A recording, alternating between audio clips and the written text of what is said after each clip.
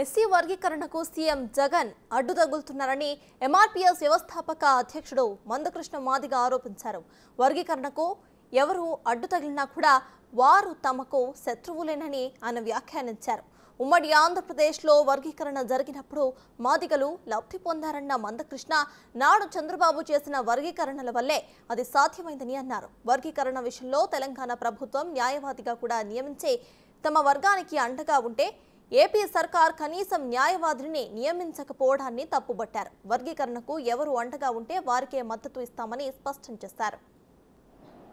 అడ్డు తగిలే విధంగా కనిపిస్తున్నది వైఎస్ జగన్మోహన్ గారి ప్రభుత్వం.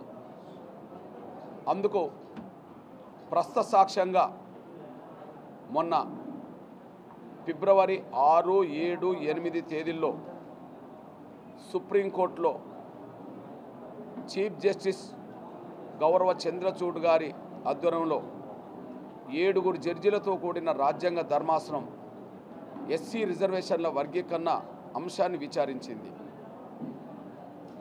2000 సంవత్సరంలో చంద్రబాబు నాయుడు గారి ప్రభుత్వం తీసుకున్న చట్టం వల్లనే మాకు మేలు జరిగింది.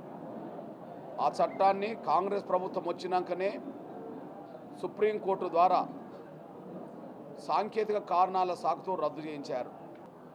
అందుకు వర్గీకరణ అంశం మీద పంజాబ్ ప్రభుత్వం సుప్రీంకోర్టులో లాయర్ నియమించింది. హర్యానా ప్రభుత్వం సుప్రీంకోర్టులో లాయర్ నియమించింది. అదే సమయంలో మన పక్క రాష్ట్రమైన తమిళనాడు ప్రభుత్వం సుప్రీంకోర్టులో లాయర్ను నియమించింది. మా ఒత్తిడి మేరకు తెలంగాణలో కూడా ప్రస్తుతం సుప్రీంకోర్టులో లాయర్ని తెలంగాణ ప్రభుత్వం నియమించింది. కానీ షెడ్యూల్ కులాల వర్గీకరణ అంశమే ఆంధ్రప్రదేశ్ ప్రభుత్వం కేసు అవుతే ఆ కేసు మీదనే విచారణ జరుగుతుంటే ఆంధ్రప్రదేశ్ ప్రభుత్వం పక్షాన సుప్రీంకోర్టులో లాయర్ను